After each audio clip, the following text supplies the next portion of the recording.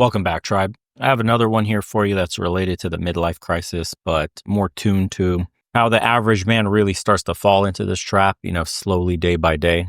And if you stay till the end, I got about 10 points for you guys here that will help you reclaim your identity, for the dudes that are stuck in the day-to-day grind and really lost themselves in the drudgery of life every day, forced to support people or support yourself or, bite your lip and all the other stuff that we're going to get into here. So since you guys like the midlife crisis one, this one's just more tuned to the identity loss, so to speak. And, if you ever notice how you start answering the what do you do question with your job title, like your entire experience boils down to that line on your business card. You meet someone at a party and, you're suddenly Mike from accounting or, Dave, the sales guy. You're not the guy who used to dream about starting a food truck or the one who secretly writes sci-fi stories during his lunch breaks. And this identity shift, it like sneaks up on you. One day you're fresh out of college with all your big plans. The next thing you know, you're staring at your reflection in the office bathroom, wondering when you became the guy who gets excited about new spreadsheet templates. Not because spreadsheets are your passion, but because somewhere along the line, being good at your job became the easiest way to measure your worth. Take that meeting you sat through last week. Someone pitched a genuinely bad idea, legit. And you had a moment where you opened your mouth to say something, then stopped. Not because you couldn't explain why it was bad, but because pushing back wasn't worth the political capital. So you nodded along, added it to your fight's not worth fighting list, and felt another small piece of your authentic self fade into the background. If you're a fan of metal, remember when you used to blast metal in your car? Now you're listening to whatever's inoffensive enough to play when you're carpooling at work. Your Spotify Wrapped is basically a tragedy. From Metallica to best of soft rock, because it's better for focus. Your music choices became background noise for other people's comfort. Your wardrobe, it tells the same story, man. That drawer full of band t-shirts slowly got replaced with clothes that make sense for a man in your position. Now you're wearing business casual on weekends because what if we run into someone from the office? You didn't consciously decide to become this person. You just made a series of small choices that seemed sensible at the time. And remember that, because we'll double back on it. Even your weekends have a job description now. Soccer dad, home improvement guy, the reliable one who shows up to help people move. When was the last time you did something because you wanted to? Not because it was expected, not because it was responsible, but because genuinely it sparked something in you. Your social media tells the story perfectly. Look at your profile. The carefully curated photos of family events, business conferences, and socially acceptable hobbies. That's not your life. That's your life's PR department. You've become your own brand manager, carefully filtering out anything that doesn't fit the narrative of what a successful adult male does. Doing adult male things. Dating profiles are even worse. Every guy starts looking the same after a while. Likes, hiking. When was the last time you actually went? Travel. That one business trip to Cleveland counts, right? And trying new restaurants, ordering different toppings on your pizza doesn't count as a culinary adventure, dude. You're marketing a version of yourself that looks good on paper, but feels like a stranger in real life. The funny thing is you still catch glimpses of your old self sometimes. Maybe when you're alone in the car and the old song comes on. Or when you're telling your kids a story and suddenly you're not using your dad voice anymore. It's those moments when you forget to maintain the image and accidentally act like yourself. They feel good, don't they? It's like taking off uncomfortable shoes after a long day. And relationships really show how deep this identity shift goes. You start dating someone and you're suddenly editing your personality in real time. The passion for video games? Now you're trying to cut back. Your strong political opinions? They become staying informed about cultural events. You water yourself down to be more palatable, like a bartender adding soda to the strong whiskey. Take a look at group chats with your boys. It's the same thing, man. The conversations changed, didn't they? It used to be inside jokes and wild plans. Now it's sharing articles about 401ks and asking for contractor recommendations. Nobody talks about dreams anymore. Just their home improvement projects and the kids' school events. It doesn't have to be this way. You're all speaking the strange adult language where excitement means getting a good deal on a pressure washer. Work becomes this weird theater where you're constantly performing professional guy. You've got the work laugh, slightly different from your real laugh. You got the work walk, somehow more purposeful than your regular walk. The work personality, now with 50% less opinions and 100% more nodding. Yes, sir. Thank you, sir. Yes. Screw me over some more, sir. You perfect the art of sounding interested in quarterly projections. Wow, that's amazing. Congratulations. Incredible. Let's circle back. You start saying things like that with a straight face, no less. Your hobbies get the same treatment. Things you do for pure joy become things you do for personal brand. You can't just enjoy photography anymore, dude. It needs to become a side hustle. You can't just play basketball for fun. It has to be networking at the company league. Everything needs a purpose, a goal, some way to justify time spent being not productive. Even your downtime feels like it needs to be optimized today. You're not just watching Netflix, you're catching up on cultural touchstones. Pinch me if you've heard that one. Not just playing with your kids, you're investing in their development. And you can't just have a beer with friends, you're maintaining social connections. Everything needs a fucking productivity label to feel legitimate today. The money part is also a whole nother trap. You start making decent money and suddenly you're buying things that make sense on paper but mean nothing to you personally. That fancy grill you barely use, the golf clubs that mock you from the garage, the smart casual wardrobe that makes you look like every other guy at the office happy hour. You're not collecting things you love anymore. You're collecting evidence of success. Remember when you used to have those long, meandering conversations about life? Now every interaction has an agenda. Networking, coffee, play dates. Even catching up with old friends feels like it needs a calendar invite and a purpose. The spontaneity got squeezed out, and it got replaced by efficiency and scheduling apps. Your opinions get sanitized too. You find yourself holding back in conversations, measuring responses against potential consequences. Will this affect your next promotion? How will this play in the next PTA meeting? You become so diplomatic you could work for the fucking UN. But somewhere along the way, you stop saying what you actually think. Social gatherings become exercises in role maintenance. Tiring. Company party, time to be corporate guy. School function, welcome back parent guy. Neighborhood barbecue, here comes friendly neighbor guy. Each version, man, comes with its own set of approved topics, acceptable opinions, and appropriate enthusiasm levels. It's like having a wardrobe of personalities, and you're always checking the dress code. Fucking hell, it's mental. And the mental gymnastics of maintaining these different versions of yourself, it's exhausting. It's like running multiple apps on your phone, each draining your battery until you're at 10%. And we haven't even hit dinner time yet. You're not just tired from work, you're tired from remembering which version of you is supposed to show up where. Take a regular Tuesday. You start with morning dad voice, getting the kids ready for school, switching to professional email voice for that 8 a.m. meeting, toggle to team leader voice when your direct report needs motivation. Shift to client voice for lunch. Back to professional voice, but now with a touch of ambition because, the VP's in town. Finally home to engage husband voice. Even though you're mentally drained from all the voice switching, all the masks, your decision-making becomes this complex flowchart of other people's expectations. Should you take the pottery class that you've been interested in? Better run it through the filters. Is it age appropriate, career beneficial, time efficient, cost justified? By the time an idea passes through all these checkpoints, it's usually dead on arrival. So you end up on the couch, you scroll through other people's highlight reels on Instagram instead. What the fuck? The fitness thing is a perfect example. You're not working out because you enjoy it anymore. You're just maintaining your, quote, market value. Every rep comes with this mental calculator. Will this make me look successful enough, professional enough, attractive enough? You're not even trying to be healthy.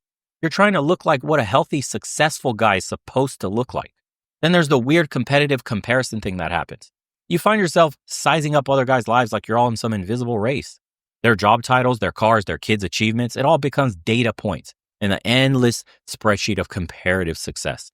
The funny part is nobody knows what game we're playing or who's keeping score anyways. Your phone becomes evidence of this split personality disorder. Different text tones for different roles, work emails that never stop because you never set boundaries, social media accounts carefully curated to show the right mix of professional success and personal fulfillment. Dating apps where you're trying to look successful but not arrogant, fit but not obsessed, ambitious but not a workaholic. You're the cool guy. Even your stress relief becomes part of your performance.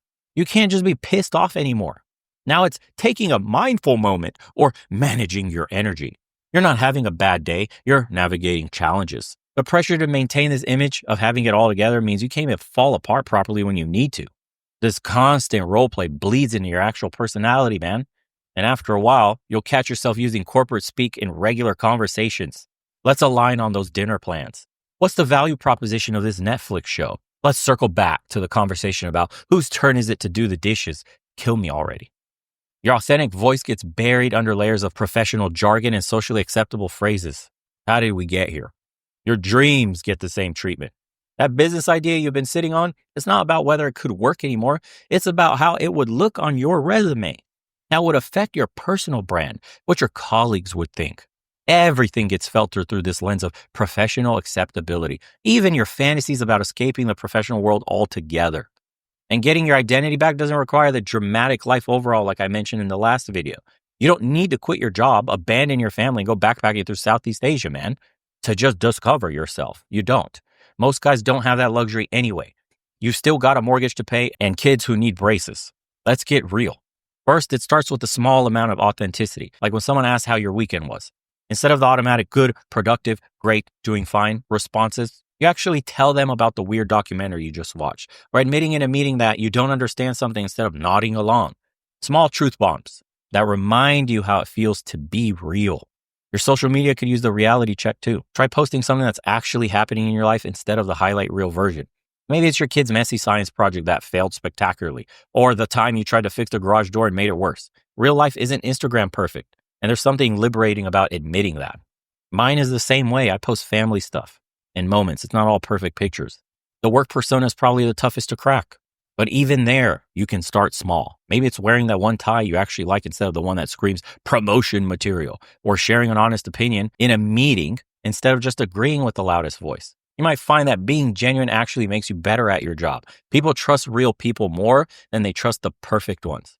Your free time is yours to reclaim too. If you hate golf, stop pretending it's your passion just because every other middle manager is doing it. Maybe you'd rather spend Saturday morning playing video games or learning to make pasta from scratch. The world won't end if you spend time doing something just because you enjoy it, not because it looks good on your personal brand statement. Friendships could use the same reality. Next time you're catching up with a buddy, try talking about something real instead of just comparing notes on career trajectories. Maybe admit that you're not crushing it all the time, that sometimes you feel lost or stressed or uncertain. Watch how quickly that conversation shifts from resume comparison to an actual connection, actual conversation. Even relationship with money needs an authenticity check. Sure, be responsible, seriously. And I mean that with 100% seriousness. But not every purchase needs an investment in your image. Maybe that Star Wars Lego set is worth more to your happiness than another responsible purchase. Maybe your ancient car that runs fine is better than a new one you don't really want, but you feel the pressure that you need to have. Your relationship with your kids could probably use some real moments too. They don't want perfect dad who has all the answers. They need real dad who sometimes messes up, who has interests and passions, who's still figuring stuff out. You're not just teaching them life lessons. You're showing them it's okay to be human, man. The digital world makes this even harder, but it also gives you new ways to be real. Maybe start following content you actually enjoy instead of what you think you should be interested in. Your LinkedIn doesn't need to be all business articles. Mix in some stuff that actually matters to you. Your YouTube recommendations don't need to be all TED Talks and productivity hacks. And this isn't some dramatic transformation, or at least it's not about it. It's the small moments I mentioned earlier, choosing to be real instead of right, genuine instead of polished, and be true instead of approved. It's about remembering that you're not just your job title, your relationship status, or your social media bio. Start with something small. Let yourself enjoy things without justifying their productivity value. Talk about actual interests instead of the approved ones. Your life is still yours to live, dude. Maybe not all at once, maybe not in dramatic gestures, but in small choices that add up over time. Because at the end of the day, the best version of you isn't the most polished one. It's the most genuine one. It's time that you start collecting those small moments. And it's one small choice at a time. So here's like the 10 practical ones that I wrote down. It's auditing your weekly schedule. You could start with that. Block out 2 to 3 hours weekly that are purely yours. You don't need to justify these hours as productive or beneficial to others. Period. It's you time. That's it. And use the time for activities you actually genuinely enjoy, not what you should be doing either. And turn off work notifications during this time. If it's the weekend and this is your day, of course, it'll be your day off. Turn the damn phone off. Seriously. No interrupting the 2 to 3 hour block you set for yourself. And then number 2, and this is a big one for a lot of people, digital identity cleanup. Unfollow all those accounts that make you feel pressured to keep up. Stop checking work emails after certain hours. Follow content aligned with your actual interest, not your personal brand I mentioned. And remove apps that only serve your professional image. Enough. Number 3 is start one pointless hobby. Bring some spontaneity back into your life. Choose something that has no career benefit whatsoever. Pick an activity you'd enjoy, even if no one knew about it. And don't post about it on social media. You don't announce you're picking up anything. You do it in secret. Resist the urge to even monetize it. Okay? This is all for you and you only. And then redefine your social circles for number 4. Have one regular meetup that isn't about networking or catching up with the guys at the office. That's not really a social circle that you want to be around anyways. Take the competition out of it. Actually make it mind food for yourself. Find friends outside your industry and social class. Join groups based on interests, not professional values. Maybe it has something to do with the hobby you chose earlier. Create opportunities for genuine conversation, not status updates. How's the weather going? No one gives a shit. Number 5 is physical space reclamation, is what it's designated as. So you need a man cave if you haven't figured that out. One room or area has to be your authentic space. Every man needs a man cave. Absolutely. And then fill it with things you actually like, not what it impresses other people. You build your man cave for you only. When you walk in there, the walls should be covered with what you like, the cupboards, the shelves, the whatever you have in there, all with the stuff that you enjoy, period. That's your space. And it's a no work, no talk zone. And if you have a ton of items that you bought just to maintain an image, do not put them. They don't go in that room. That's very important. And then you have to have a communication reset. And that's for number 6. Practice saying I don't know when you don't know. It's that simple. And stop using corporate speak outside of work. We're not circling back to shit. I don't feel like doing it. I don't want to talk about this right now. Or we're solving this literally right now. I'm not circling back. I don't care. Start talking genuine again and real. And share your genuine opinions in low stakes situations. Open up a little. And then express disagreement. I know a lot of guys are struggling with that one, to say the least, because they want to avoid all the consequences. Enough. It's literally eating you up inside. Number 7 is the relationship authenticity. So have one completely honest conversation weekly with your partner. Share actual struggles, not the polished versions. Really tell them what's wrong. Tell your kids about your failures and uncertainties. Get real. Become that real dad I mentioned earlier. And then stop pretending, this is a huge one, everybody knows, to enjoy family activities you hate. If you don't want to go to the family get together, if you don't want to hang out doing something, don't go. Why don't you ask them to do something different? Why don't you say, let's switch it up this time? This stuff's really boring. Let's do this instead. What do you guys think? Just be yourself again, finally. And then professional boundary setting. This one, be very careful. It doesn't mean yell at your fucking boss, but it's define specific work hours and stick to them. So if you told your boss, or in your hiring packet, it says you don't work after 7, or you don't take any calls or any work related anything on the weekend, simply don't. Follow your own rule. Say no to one non-essential request per week in the workplace. Keep one opinion genuine in meetings. And then maintain a separate phone/email for work. Number 9, financial freedom steps. We're almost done here. Set aside, this is a big one that a lot of guys probably have never thought of doing. Set aside the 10% of money that you have for fun money. No justification needed. Just the 10% you don't need, that's considered your fun, your play money. If you want to buy the Lego set, cool story, you do it. You don't need to justify it to anybody, period. Stop buying status symbols you don't care about. They're irrelevant. Reduce one expense that only serves your image. Again, irrelevant. That's for other people, not yourself. Build a savings that aren't tied to your current lifestyle. And then 10 is weekly reality checks. Write down one genuine thought or feeling daily. That could be in the notes in your phone. Sit there and think about it. Might take you 5 minutes, 10 minutes, 30 seconds. Just write down one genuine thought. Believe me, you'll start pulling on some incredible, powerful threads. Notice when you're performing versus being authentic. Check yourself when you're using the mask. Okay. Identify one situation where you compromised your authenticity. Don't let it happen again. And then plan one small change for the next week. Just switch up your schedule, bro.